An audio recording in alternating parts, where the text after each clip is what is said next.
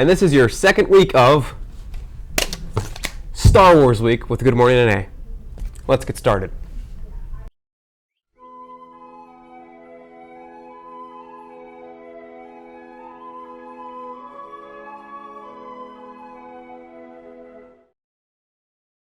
For our final story this week, we have our special guest analyst, as always, Alex Christie. So what do you have us for this very Star Wars week?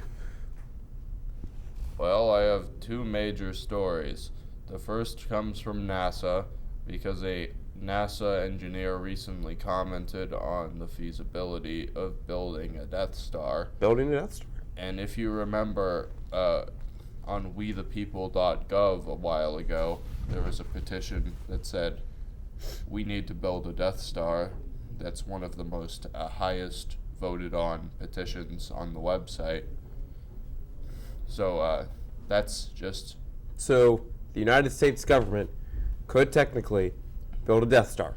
Well, it'd still be really, really expensive. Well, right, but our debt's already pretty down there anyways. Might as well go further. We have a... Well, that's funny because in the United States official response to the petition, they tried to tell Star Wars jokes in the argument, but that was one of the things they pointed out.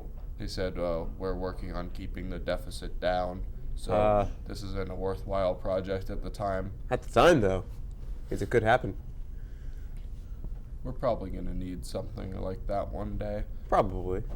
But, yeah, the NASA engineer pointed out that what we should be using is figuring out a way to convert asteroids to the materials we would need to build a Death Star. Pretty smart. Because steel's really heavy, and instead of,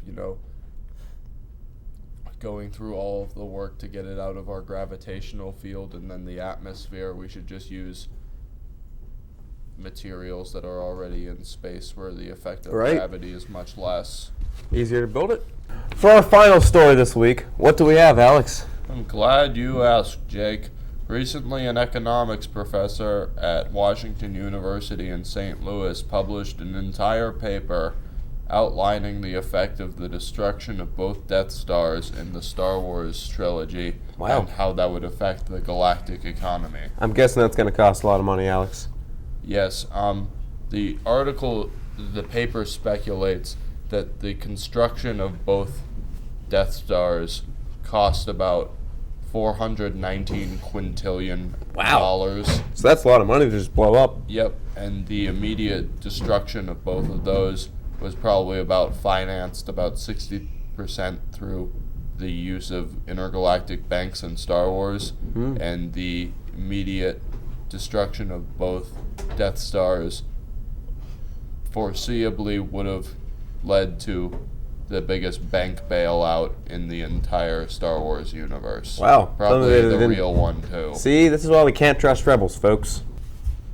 So, Alex, that was a very forceful episode. Get it? Because the Force. No, explain it to me.